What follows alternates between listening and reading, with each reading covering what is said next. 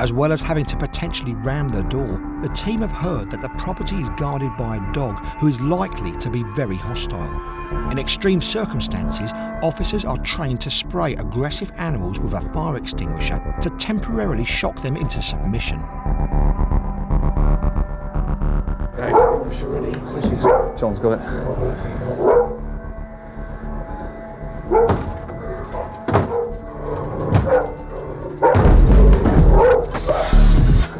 Police officer! Police! Secure your dog! No one else in here? Right, shut dog in the room. Just seen him standing in the hallway, deployed the fire extinguisher, which is CO2.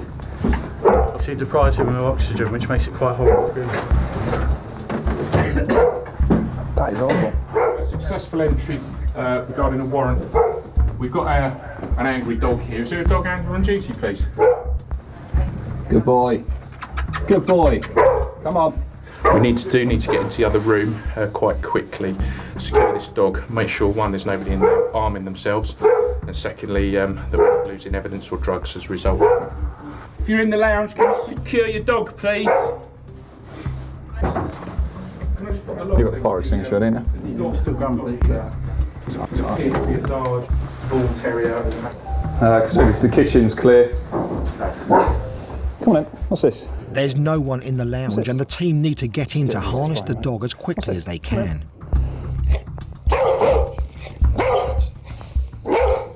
Yeah, good boy, come on in. Good boy. What's this? The collar is on. Now the police can rest a little easier as they begin their search. Although using a fire extinguisher might seem harsh, the officers are keen not to harm the animal. We've opened the windows for his ventilation. He's got his water bowl as well, just for his welfare. Make sure he's okay. With the dog secured a little more, the officers are able to carry on their search.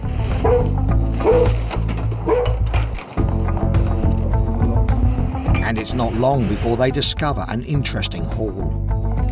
I've just found a quantity of those little orange bags that we found on the gentleman arrested earlier. That's not all of them, there's still more in that bag there.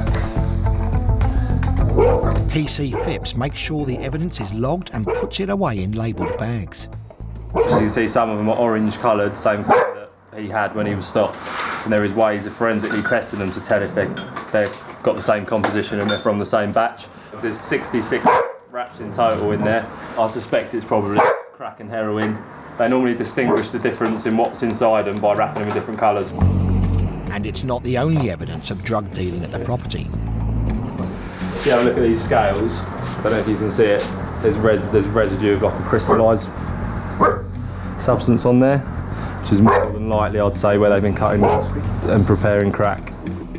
So, all the evidence is beginning to stack up to help the police prove that the property is indeed a dealer's den. There's a selection of used crack pipes, used needles, just further evidence really that there's a lot of drug usage going on at the address. Not very pleasant. Aside from the drug paraphernalia, the police also discover train tickets from London where they suspect the dealer is travelling from.